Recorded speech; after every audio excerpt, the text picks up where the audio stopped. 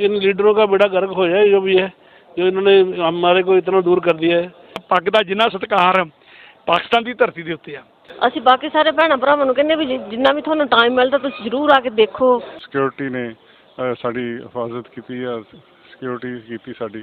Sialkot police जो है वो DPO सियालकोट साहब की हिदायत के मुताबिक हम इनको फुल प्रूफ सिक्योरिटी दे रहे हैं। ये सियालकोट का तारीखी गुरुद्वारा है, गुरुद्वारा बाबे बेरी। ਅੱਜ ਅਸੀਂ ਬਾਬੇ ਦੀ ਬੇਰ ਗੁਰਦੁਆਰਾ ਸਾਹਿਬ ਪਹੁੰਚੇ ਹਾਂ। ਲਾਹੌਰ ਤੋਂ ਲੈ ਕੇ ਇੱਥੇ ਤੱਕ ਜਿੰਨਾ ਵੀ ਅੱਜ ਅਸੀਂ ਸਫ਼ਰ ਕੀਤਾ ਹੈਗਾ, ਸਿਕਿਉਰਿਟੀ ਦੇ ਤਰ੍ਹਾਂ ਬਹੁਤ ਹੀ ਖੁਸ਼ੀ ਆ। ਅਸੀਂ ਉਹ ਦੇਣ ਨਹੀਂ ਦੇ ਸਕਦੇ ਜੋ ਇਸ ਸਿਕਿਉਰਿਟੀ ਨੇ ਸਾਡੀ ਹਿਫਾਜ਼ਤ ਕੀਤੀ ਆ। ਵੈਲਕਮ ਹਰ ਗੁਰਦੁਆਰੇ ਦੇ ਵਿੱਚ ਵੈਲਕਮ ਕੀਤਾ, ਇੱਥੇ ਵੀ ਕੀਤਾ, ਸਾਰੇ ਗੁਰਦੁਆਰਿਆਂ ਦੇ ਵਿੱਚ ਵੈਲਕਮ ਕਰ ਰਹੇ ਆ, ਜੋ ਬਹੁਤ ਵਧੀਆ ਚੰਗਾ ਲੱਗਦਾ। ਔਰ ਆਪਣੇ ਮੈਂ ਇਹੀ ਮੈਸੇਜ ਦਿੰਦਾ ਕਿ ਜਿਹੜੀ ਆ ਦੋਨਾਂ ਕੰਟਰੀਆਂ ਦੀ ਹੈਗੀ ਆ, ਆਪਣੇ ਇੰਡੀਆ ਔਰ ਪਾਕਿਸਤਾਨ ਦੀ ਜਿਹੜੀ ਆ ਇਹ ਦੋਸਤੀ ਵਧਣੀ ਚਾਹੀਦੀ ਆ, ਆਪਸ ਵਿੱਚ ਹੀ ਪਿਆਰ ਵਧਣਾ ਚਾਹੀਦਾ ਹੈ। ਔਰ ਸਾਨੂੰ ਇੱਥੇ ਬੜਾ ਪਿਆਰ ਮਿਲਿਆ ਸਾਰਿਆਂ ਨਾਲ, ਸਾਰੇ ਜਿੱਥੇ ਤੁਰ ਕੇ ਵੀ ਆਏ ਆ ਸਾਰੇ ਬੰਦਿਆਂ ਨੇ ਸਾਨੂੰ ਸਤਿ ਸ਼੍ਰੀ ਅਕਾਲ ਸਲਾਮ ਕੀਤੀ। ਸਾਰੇ ਥੈਂਕ ਯੂ ਕਹਿੰਦੇ ਗਵਰਨਮੈਂਟ ਨੂੰ ਵੀ ਸਾਨੂੰ ਵੀਜ਼ਾ ਦਿੰਦੇ ਆਉਣ ਲਈ, ਵੀ ਅਸੀਂ ਸਾਡੇ ਕੋਲ ਲਫ਼ਜ਼ ਹੀ ਨਹੀਂ ਹੈਗੇ ਕਹਿਣ ਲਈ, ਸਾਨੂੰ ਇੰਨੀ ਖੁਸ਼ੀ ਹੁੰਦੀ ਹੈ, ਇੰਨਾ ਸਾਡਾ ਵੈਲਕਮ ਸਾਰੇ ਕਰਦੇ ਹਨ।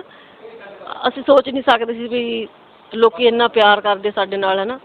ਅਸੀਂ ਤਾਂ ਕਹਿੰਦੇ ਸਕਦੇ ਹਾਂ ਜਿਹੜੇ ਵੀਜ਼ੇ ਦਾ ਖਤਮ ਹੋਵੇ ਤੁਸੀਂ ਉੱਧਰ ਆਓ ਅਸੀਂ ਇੱਧਰ ਆਈਏ, ਇੱਕ ਦੂਜੇ ਨਾਲ ਭਾਈ ਭੈਣਾਂ ਵਾਂਗੂ ਮਿਲ ਗਏ, ਹੈ ਨਾ। ਪਰ ਹੋ ਜਾਊਗਾ ਇੱਕ ਦਿਨ ਜ਼ਰੂਰ, ਹੈ ਨਾ। ਅਸੀਂ ਅਰਦਾਸ ਕਰਦੇ ਹਾਂ, ਪਰ ਜੇ ਸਾਨੂੰ ਗੁਰੂ ਨਾਨਕ ਦੇਵ ਜੀ ਨੇ ਆਹ ਸੇਵਾ ਬਖਸ਼ੀ, ਇਹ ਵੀ ਇੱਕ ਦਿਨ ਰਾਹ ਜ਼ਰੂਰ ਖੁੱਲ੍ਹਣਗੇ ਸਾਰੇ, ਹੈ ਨਾ।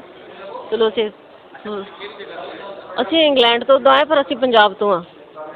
ਹਾਂਜੀ, ਇੰਡੀਆ ਪੰਜਾਬ ਤੋਂ। ਅਸੀਂ ਬਾਕੀ ਸਾਰੇ ਭੈਣਾਂ ਭਰਾਵਾਂ ਨੂੰ ਕਹਿੰਦੇ ਵੀ ਜਿੰਨਾ ਵੀ ਤੁਹਾਨੂੰ ਟਾਈਮ ਮਿਲਦਾ ਤੁਸੀਂ ਜ਼ਰੂਰ ਆ ਕੇ ਦੇਖੋ, ਮਿਲੋ। ਇਹ ਵੀ ਸਾਡਾ ਹੀ ਮੁਲਕ ਹੈ, ਉਹ ਵੀ ਸਾਡੇ ਮੁਲਕ ਹੈ ਨਾ। ਇੱਕ ਮੁਲਕ ਸੀ ਪਹਿਲਾਂ ਦੋ ਹੋ ਗਏ। ਸਾਨੂੰ ਤੁਹਾਡੇ ਨਾਲ ਮਿਲ ਕੇ ਬਹੁਤ ਜ਼ਿਆਦਾ ਖੁਸ਼ੀ ਹੋਈ ਹੈ, ਮੈਂ ਬਿਆਨ ਨਹੀਂ ਕਰ ਸਕਦੀ। ਜਿੰਨਾ ਤੁਸੀਂ ਸਾਰਿਆਂ ਨੇ ਸਾਨੂੰ ਪਿਆਰ ਦਿੱਤਾ, ਤੁਹਾਡੀ ਸਿਕਿਉਰਿਟੀ ਸਾਨੂੰ ਬਹੁਤ ਅੱਛੀ ਲੱਗੀ। ਇਸ ਕਰਕੇ ਮੈਂ ਤੁਹਾਨੂੰ ਅਸੀਸ ਦੇ ਰਹੀ ਹਾਂ ਕਿ ਮਹਾਰਾਜ ਤੁਹਾਨੂੰ ਦਿਨ ਦੂਣਾ ਦਾ ਚੌਗਣੀ तरक्की बख्शे। हम लोग आए हैं USA से, मैं अपनी मदर और मेरी वाइफ आए हैं, और इंडिया से बाघा बॉर्डर क्रॉस करके यहाँ पे आए हैं। और यहाँ पे देख के इतना मन खुश हुआ कि कह नहीं सकते। जो सुनते हैं माहौल ख़राब है, ये है वो है, यहाँ ऐसा कुछ भी महसूस नहीं हुआ। और यहाँ के इंतज़ाम और जो भी सिक्योरिटी सिस्टम है, यहाँ ट्रांसपोर्टेशन इन्होंने इंतज़ाम किया, बहुत ही बढ़िया, बहुत ही उम्दा है। ये बहुत बढ़िया हमारा इस्तेकबाल हुआ, बड़ा बढ़िया है। हमको सभी को कुछ भी महसूस नहीं हो रहा कि इधर आए हैं या उधर में हैं। एक ही जैसे इंसान है, एक ही जैसी बोली है, एक ही जैसा खाना है। ये सभी मैसेज यही देंगे इन लीडरों का बेड़ा गर्क हो जाए जो भी है, जो इन्होंने हमारे को इतना दूर कर दिया है।